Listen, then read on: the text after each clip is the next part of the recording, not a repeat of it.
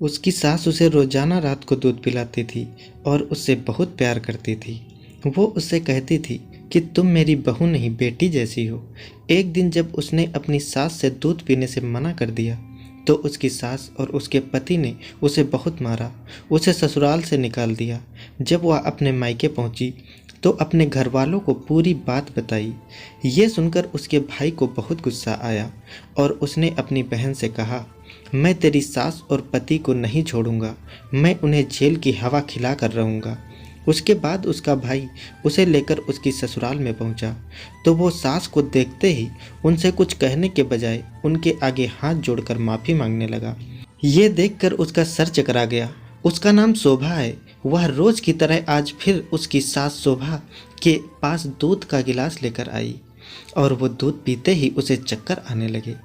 तो उसने अपनी सास से पूछा, माँ जी आप दूध में ऐसा क्या मिलाती हैं कि मुझे इसे पीकर नींद आने लगती है। उसकी सास ने उसकी तरफ अजीब नज़रों से देखा तो शोभा ने उनसे कहा, अरे नहीं माँ जी, मैं तो बस ऐसे ही पूछ रही थी। अगर आपको मेरी बात बुरी लगी हो तो मुझे माफ़ कर दीजिए। वो रोज़ शोभा के लिए इतनी प्यार से दूध गर्म करके लेकर आती थी और उसे अपने हाथों से पिलाती थी और वो उनके बारे में कितना गलत सोच रही थी। यही सोचते सोचते उसे नींद आ गई। सुबह के 7 बजे उसकी आंख खुली तो उसने देखा कि उसकी सासू माँ आरती कर रही हैं। वो भी जल्दी से नहाकर पूजा करके अपने काम में लग गई। उसकी शादी को 2 साल हो चुका था। उसकी सास उसके साथ बहुत अच्छा बर्ताव रखती थी। कभी कभी तो वो अपने पति से भी कहती थी कि आपसे ज़्यादा तो माँ जी मुझसे प्यार करती हैं। ये सुनकर उसका पति मुस्कुरा देता था। सासू जी रोज़ उसे अपने हाथ से दूध बना कर देती थी और उसमें केसर वगैरह डाल कर देती थी, जो कि पीने में बहुत स्वादिष्ट लगता था। उसके पति नाइट ड्यूटी करते थे और सुबह जल्दी वापस आते थे। इस वजह से उसे जल्दी उठना पड़ता था। वह जल्दी उठकर नहा धोकर पूजा करती। उसके बाद वो अमित के लिए नाश्ता बनाती। वो अपने ससुराल में बहुत खुश थी। उसकी सास और उसके पति भी उससे बहुत खुश रहते थे। उसका ससुराल बहुत अच्छा था। उसके ससुराल में भी मायके की तरह किसी चीज़ की कोई कमी नहीं थी। शोभा के पिताजी और भाई बहुत अमीर थे। उसकी बहुत बड़ी हवेली थी। उसमें बहुत सारे नौकर चाकर थे। हर काम के लिए अलग अलग नौकर थे।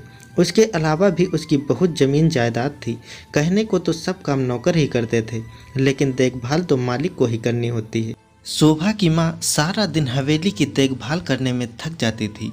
वो अपनी माँ को देखकर कहती थी, माँ आप मेरी शादी इतनी बड़ी हवेली में मत करना, मुझसे इतनी बड़ी हवेली का काम संभाला नहीं जाएगा। वैसे भी शोभा बहुत लाड़ प्यार में पली बड़ी थी और बहुत नाजुक मिजाज की मालकिन थी। ये उसके माता पिता भी जानते थे कि उससे ये हवेलियों का काम नहीं संभाला जाएगा। उसके पापा ये बात सुनकर मुस्कुरा देते थे और उससे कहते, ठीक है बेटा, जैसा तुम चाहो, जहाँ तुम चाहो वहीं हम तुम्हारी शादी करेंगे। इसी बीच उसके लिए एक रिश्ता आया। वो उसकी तरह जागीरदार तो नहीं थे, लेकिन अच्छे खासे अमीर थे। उनके घर में हर चीज़ की रेल पेल थी। जैसा वो चाहती थी वो रिश्ता बिल्कुल वैसा ही था और वो लोग उसके शहर के ही रहने वाले थे।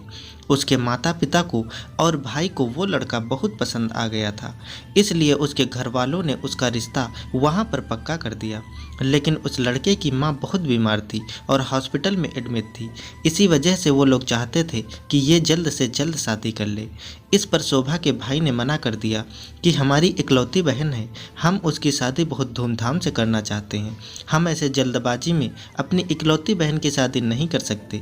लेकिन लड़के ने कहा कि मेरी माँ बहुत बीमार है और उनकी आखिरी ख्वाहिश है कि वो मेरा घर बसा हुआ देखना चाहती हैं, इसीलिए हम जल्द से जल्द शादी करना चाहते हैं। ये सुनकर शोभा के भाई भी शादी के लिए राजी हो गए। उसकी शादी तक उसकी सास की तबीयत भी बेहतर हो गई। फिर उसकी शादी हो गई।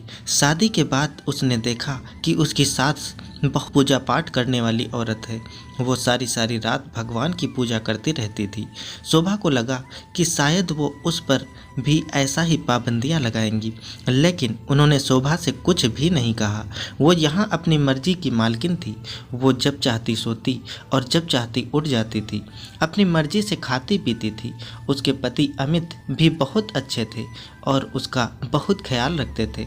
उसे बाहर खाना खिलाने और घुमाने भी लेकर जाते थे। उसकी ज़िंदगी बहुत हंसी खुशी गुजर रही थी। अगले दिन जब वो सोकर उठी तो दोपहर के 2 बज रहे थे। उसने देखा कि अमित अभी भी सो रहे हैं। वो हाथ मुंह धोकर कमरे से बाहर आई तो उसकी सास पूजा कर रही है। पूजा करने के बाद उन्होंने उसे प्रसाद दिया और शाम के खाने की तैयारी करने लगी। शोभा भी उनके पास जाकर बैठ गई और उनसे बोली कि माँ जी, हम घर में काम के लिए एक नौकरानी रख लेते हैं। आप सारा दिन काम करके थक जाती हैं, मुझे अच्छा नहीं लगता। हमारे पास किसी चीज़ की कोई कमी नहीं है, हम नौकरानी रख लेते हैं। वो घर का सारा काम कर दिया करेगी और खाना भी बना देगी। इससे आपको भी आराम मिलेगा और आप पूरी रात आराम से भगवान का पाठ कर सकती हैं। शोभा की बात सुनकर उसकी सास बोली कि बेटा, मुझे तो सारा काम करने की आदत है और ये काम तो कुछ भी नहीं है। मेरे जैसी औरतें तो बड़ी बड़ी हवेलियों का पूरा पूरा काम संभाल लेती हैं। वो उनकी बात सुनकर चौंक गई और उनसे कहने लगी कि माँ जी, आप भला हवेलियों का काम क्यों करेंगी? आपके पास तो सब कुछ है, किसी चीज़ की कमी नहीं है। उस पर उसकी सास बोली कि बेटा, मैं एक बहुत बड़ी हवेली में नौकरानी का काम कर चुकी हूँ। पूरी हवेली की साफ सफाई का काम मेरे ही कंधों पर था। मैं सारा दिन काम में लगी रहती थी, सिर्फ रात को ही आराम करने को मिलता था।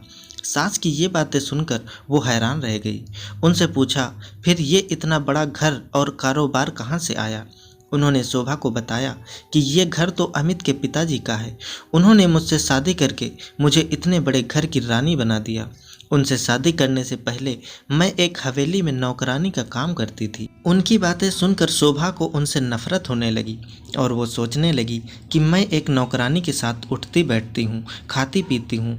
मैं इतने बड़े घर की बेटी, ये तो मेरी शान के खिलाफ है। आज तक उसने किसी भी नौकर को अपनी किसी चीज़ को हाथ लगाने नहीं दिया था। वो शुरू से ही बहुत सनकी थी। अगर कोई नौकर उसकी किसी चीज़ को हाथ भी लगा देता था तो वो उसे फेंक देती थी। आज वो एक नौकरानी के साथ बैठी थी। ये सब सोचने के बाद वो अपने कमरे में चली गई। अमित के भी जाने का समय हो गया था। वो अपने ऑफिस चले गए। उनके जाने के बाद माँ जी शोभा के लिए दूध लेकर आई। वो उसे अपने हाथ से दूध पिलाने लगी, लेकिन आज उनके हाथ से दूध पीते हुए उसे घिन का महसूस हो रही थी। वो सोच रही थी कि जिन हाथों से ये उसे दूध पिला रही हैं, उन्हीं हाथों से घर की साफ सफाई करती थी।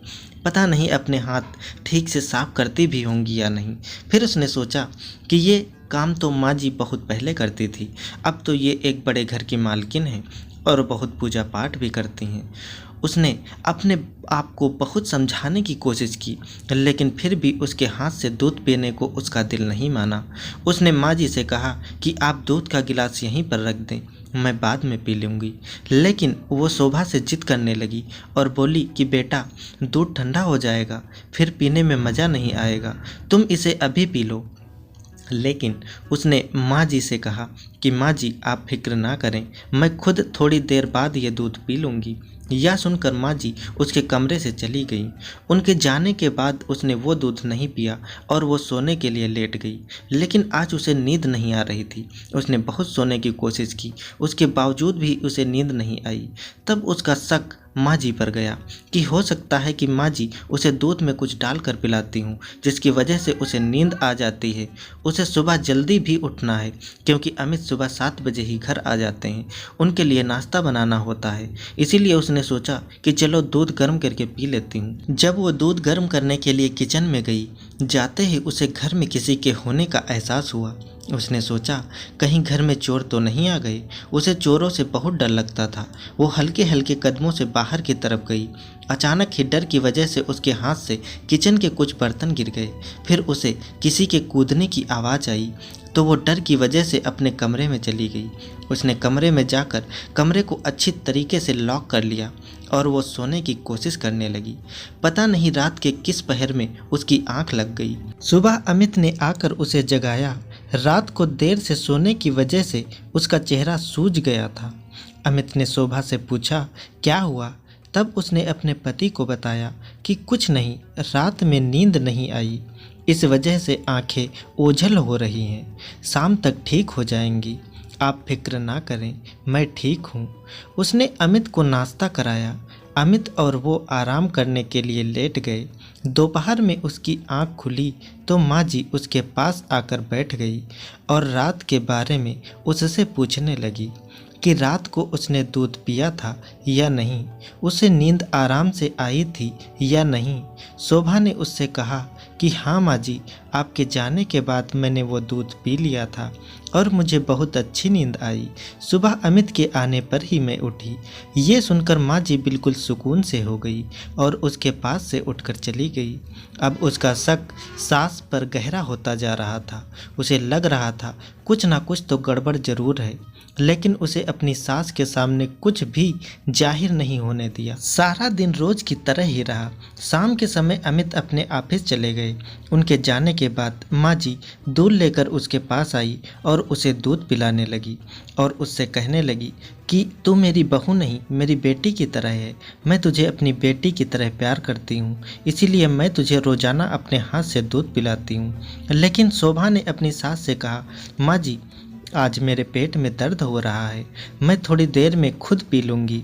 ये सुनकर माँ जी के चेहरे का रंग उड़ गया और कहने लगी, बेटी लगता है तुम मेरे हाथ से दूध पीना नहीं चाहती। शोभा ने कहा, माँ जी ऐसी कोई बात नहीं है, ठीक है आप मुझे दूध पिला दीजिए। फिर उसने उनके हाथों से थोड़ा सा दूध पी लिया और बाकी रख दिया।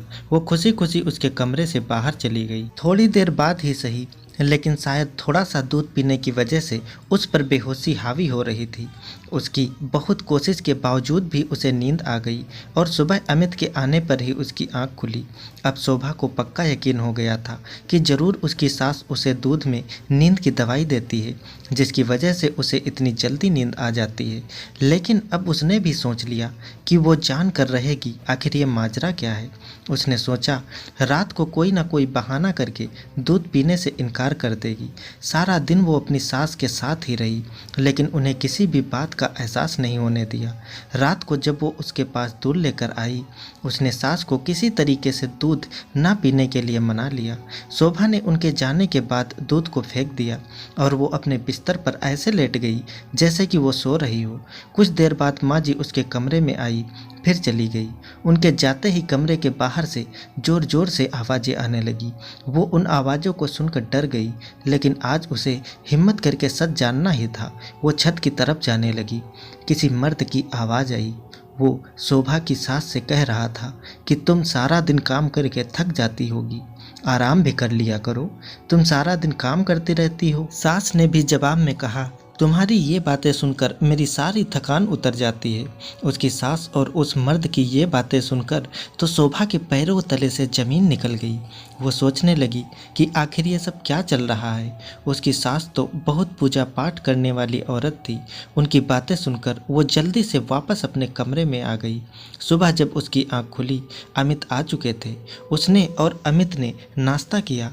फिर अमित आराम करने के लिए चले गए और वो अपनी सास के पास जाकर बैठ गई और सास से कहने लगी, माँ जी आप जिस हवेली में काम करती थी वहाँ से आपने काम क्यों छोड़ दिया। इसका जवाब देते हुए सास ने कहा कि वो किसी की इज्जत जिल्लत कुछ नहीं जानते थे। वो सभी को ज़मीन के कीड़े मकोड़े की तरह समझते हैं। जहाँ मैं काम करती थी वहाँ के मालिक का बेटा मुझ पर गंदी नज़र रखता था और मुझसे नाजायज़ रिश्ता बनाने की बातें करता था। जब मैं उसे मना करती वो मुझे धमकी देता था कि मैं तुम्हें बदनाम कर दूँगा। मुझसे ज़बरदस्ती शादी करना चाहता था। एक दिन हवेली के सारे लोग कहीं बाहर गए हुए थे तो उसने मुझसे ज़बरदस्ती शादी कर ली और मुझे धमकी दी कि अगर मैंने किसी को कुछ बताया तो वो मुझे बदनाम कर देगा। आखिर सच कब तक छुप सकता था। कुछ समय के बाद जब सबको पता चला तो मेरी बहुत बेइज्जती की और मुझे हाथ पकड़कर अपनी हवेली से बाहर निकाल दिया। मैं उनके सामने बहुत रोई, अपनी सच्चाई बताई, लेकिन किसी ने मेरी एक भी बात नहीं मानी। अपनी कहानी सुनाते सुनाते माँ जी की आंखों में आंसू बह रहे थे। शोभा ने उन्हें गले से लगा लिया और उनको दिलासा देने लगी। वो बहुत ज़ोर ज़ोर से रो रही थी। उनकी आंखों से उनका दर्द झलक रहा था और शोभा से कहने लगी कि बेटी आज तुमने मेरे दर्द को हल्का कर दिया। उसे अपनी सास पर बहुत अफसोस हो रहा था, लेकिन वो ये भी सोच रही थी कि आज जो मेरी आंखों ने देखा वो क्या था। वो एक अजीब कश्मकश में थी। माँ जी ने बताया कि मुझे हवेली से निकाल दिया गया था तो मेरे पास रहने के लिए कोई ठिकाना नहीं था। उस समय अमित के पिताजी ने मुझसे शादी की और मुझे सहारा दिया। उनका बहुत बड़ा एहसान है जो उन्होंने उस वक्त मेरा साथ दिया। मेरे साथ कोई नहीं था। फिर वो रोते रोते उससे पूछने लगी, तुम ही बताओ बेटी, इन सब में मेरा क्या कसूर था? मैं तो वहाँ ईमानदारी से अपना काम कर रही थी, लेकिन उन लोगों ने मेरे साथ बहुत गलत किया। मेरा तो इन सब में कोई कसूर नहीं था। उसने पता नहीं अपनी जवानी में कितने लोगों को घुमाया होगा। ये सुनकर वो माँ जी को उनके कमरे में लेकर चली गई और वो खुद भी अपने कमरे में आ गई। वो सोचती रही कि मैं ये सब अमित को कैसे बताऊंगी? क्या अमित मेरी बात का भरोसा करेंगे या नहीं? कुछ दिन गुजरने के बाद उसने सब कुछ अमित को बता दिया कि तुम्हारी माँ रात के अंधेरे में छत पर किसी और मर्द से मिलती है। अमित उसकी बात आराम से सुनते रहे। उसकी बात पूरी होने के बाद ही अमित उस पर गुस्सा करने लगे और चीख कर उससे बोले कि निकल जाओ मेरे घर से। अमित की आवाज़ सुनकर माँ जी भी वहाँ पर आ गई और अमित से कहने लगी कि अमित, ये तुम क्या कर रहे हो? तब अमित ने उनसे कहा कि माँ, शोभा का कहना है कि आप रात के अंधेरे में किसी मर्द से छुप कर मिलती हैं। आप एक चरित्रहीन औरत हैं। अमित की मां ने कहा कि बेटा, तुम मुझसे पूछोगे नहीं कि ये सच कह रही है या झूठ? अमित ने ना में सिर हिलाया और कहने लगा, माँ, मुझे आप पर पूरा भरोसा है। इतना कहकर अमित शोभा को गाड़ी में बिठाकर उसकी हवेली पर छोड़ आए। जब वो घर के अंदर गई, उसकी ऐसी हालत देखकर उसके घर वाले बहुत परेशान हुए और उससे पूछने लगे कि बेटी, तुम्हें क्या हुआ? तुम्हारी ये हालत किसने कर दी और तुम रो क्यों रही हो? अमित कहाँ है? वो अपने घर में सबकी लाडली थी। उसे ऐसा रोता बिलखता हुआ किसी ने नहीं देखा था, इसलिए सब लोग उसे देखकर बहुत ज़्यादा परेशान हो गए। उसने अपने घर वालों को और अपने भाई को सारी बात बताई। उसकी बात सुनकर उसके भाई को बहुत ज़्यादा गुस्सा आया और वो कहने लगा कि मैं तुम्हारी सास को पुलिस के हवाले कर दूंगा। आखिर तुम्हारे साथ वो ऐसा कैसे कर सकती है? लेकिन उसने अपने भाई को रोक लिया और वो रोते रोते बेहोश हो गई। जब डॉक्टर ने चेक किया तो पता चला कि वो प्रेग्नेंट है। ये सुनकर उसे बहुत खुशी हुई। उसे लगा कि अब अमित मुझे अपने साथ ले जाएंगे। जब उसके भाई ने ये खबर देने के लिए अमित को कॉल की तो अमित ने उससे बात करने से इनकार कर दिया। ये बात शोभा के दिल पर बहुत असर कर गई। उसका किसी काम में मन नहीं लगता था। वो सोच रही थी कि कहीं अमित मुझसे मेरा बच्चा छीन न ले। मैं तो अपने बच्चे के बगैर जीते जी मर जाऊंगी। उसकी हालत देखकर उसके भाई बहुत परेशान रहने लगे। एक दिन उन्होंने उससे कहा, शोभा, चलो आज तुम अपना सामान पैक कर लो, मैं तुम्हें तुम्हारे ससुराल छोड़ आता हूँ। तुम अपनी सास से माफ़ी मांग लेना और अमित से भी माफ़ी मांग लेना। तुम्हें इस समय अपने पति के साथ की बहुत ज़रूरत है। इस बच्चे को भी अपने पिता की ज़रूरत है। उसने भी सोचा कि आखिर कब तक मैं अपने मायके में रहूँगी, वो भी अपने बच्चे की खातिर। उसने सोचा कि अपनी सास से माफ़ी मांग लूँगी। जब वो अपनी ससुराल में पहुँची तो रात के खाने का समय हो चुका था। अमित और उसकी सास खाना खा रहे थे।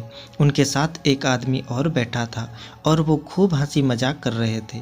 जब शोभा ने आगे बढ़कर गौर से देखा तो उसे पता चला कि ये तो वही आदमी है जो उस रात उसकी सास के साथ था। वो ये देखकर हैरान रह गई। अमित और उसकी सास ने उसे देख लिया था। उसकी सास उठकर आगे आई और उसके भाई की तरफ देखकर बहुत खुश हुई। उसने अपने भाई के चेहरे को देखा तो उसके भाई के चेहरे पर उदासी थी। उसका भाई शोभा की सास से कहने लगा, तुम यहाँ क्या कर रही हो? उसके भाई की आवाज़ में एक दर्द था। उसकी सास उसके भाई को बहुत नफरत से देख रही थी और फिर शोभा के भाई से कहने लगी कि जागीरदार साहब, क्या लगा था तुम्हें? तुम्हारे पाप का घड़ा कभी नहीं भरेगा। लेकिन भगवान के घर देर है अंधेर नहीं। हर पापी को अपने किए की सज़ा एक ना एक दिन मिलकर ही रहती है। आज तुम्हारी सज़ा का समय आया है। यह सुनकर उसके भाई कहने लगे कि तुमने मुझसे बदला लेने के लिए मेरी बहन का इस्तेमाल किया और अपने बेटे की शादी मेरी बहन के साथ करवा दी ताकि तुम मुझसे बदला ले सको। जिस तरीके से मैंने तुम्हें अपने घर से निकाला था, इसी तरह तुमने मेरी बहन को अपने घर से निकालकर अपना बदला पूरा कर लिया। शोभा को ये सब सुनकर चक्कर आने लगा और उसने अपने भाई से कहा कि ये सब आप क्या कह रहे हैं। तब उसके भाई ने उसे बताया कि शोभा, मैं जो भी कह रहा हूँ सच कह रहा हूँ। तुम्हारी सास हमारे यहाँ नौकरानी का काम करती थी और मेरा दिल इस पर आ गया था। तब मैंने इसे छुप कर शादी कर ली थी। लेकिन जब सब घर वालों को पता चला तो मैंने उल्टा इस पर ही इल्ज़ाम लगा दिया था। फिर ये सब कहकर उसका भाई उसकी सास से माफ़ी मांगने लगा और कहने लगा कि मेरे किए की सज़ा मेरी बहन को मत दो, मेरी बहन माँ बनने वाली है। मैंने जो किया बहुत गलत किया, मुझे अपनी गलती का एहसास है, तुम मुझे माफ़ कर दो और मेरे किए की सज़ा मेरी बहन को मत दो, मेरी बहन बहुत नादान है। आज शोभा को अपनी सास के चेहरे पर बहुत सुकून दिखाई दे रहा था। ऐसा लग रहा था जैसे वो इसी दिन के लिए जिंदा हो। और जो आदमी उसके साथ बैठा था वो असल में अमित के पिता थे। अमित ने बताया कि अगर वो अपने पिता के बारे में उसे बता देते तो उसके भाई को पता चल जाता और वो शोभा की शादी अमित के साथ नहीं करते। उन्होंने ये सब कुछ उससे छुपा कर रखा ताकि उसकी सास की सच्चाई सबके सामने आ सके और पता चल सके कि उसकी सास एक बहुत नेक और शरीफ औरत है। उनके साथ जो कुछ भी गलत हुआ वो सब उसके भाई ने ही किया था। उसके बाद अमित ने उससे कहा, शोभा तुम्हें अपने भाई या मुझ में से किसी एक को चुनना होगा। तब शोभा ने कहा कि अमित मैं तुम्हारे साथ रहूंगी। मुझे एक ऐसे भाई की बिल्कुल भी ज़रूरत नहीं है जो औरतों की इज्जत करना नहीं जानता हो, जो औरतों को अपने पैर की जूती समझता हो। मुझे तुम्हारे साथ ही रहना है। ये सुनकर उसका भाई उसके आगे हाथ जोड़ने लगा और कहने लगा, शोभा मुझे माफ़ कर दो, तुम जानती हो मैं तुम्हारे बगैर नहीं रह सकता, तुम्हें अपनी बहन नहीं बेटी मानता हूँ। वो जानती थी कि मेरे भाई मुझसे बहुत ज़्यादा प्यार करते हैं, उन्होंने मुझे अपनी औलाद की तरह रखा है, लेकिन अभी उसके लिए अपने पति और उसकी सास ज़रूरी थी। उसके लिए उसका घर बचाना ज़रूरी था। उसके पति और उसकी सास एक बहुत अच्छे इंसान थे। उसने अपनी सास से भी माफ़ी मांग ली थी।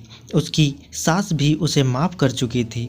उसने अपने भाई से सारे नाते रिश्ते ख़त्म कर दिए थे और वो रोते रोते उसके घर से चले गए थे। कुछ समय के बाद शोभा के घर में एक नन्हा सा मेहमान आ गया। अमित के पिताजी भी अब उनके साथ रहते थे। अब वो अपने पति और ससुराल वालों के साथ खुशहाल ज़िंदगी गुजार रही थी। इंसान को अपने किए की सज़ा इसी जन्म में मिलकर रहती है। जब कोई किसी के ऊपर जुल्म करता है तो बदले में भगवान उसके साथ भी वही करता है। दोस्तों, उम्मीद करता हूँ हमारी कहानी आपको पसंद आई होगी।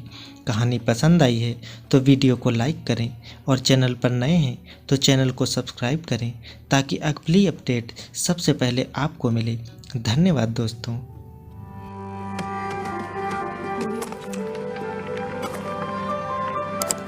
Subscribe now and press the bell icon.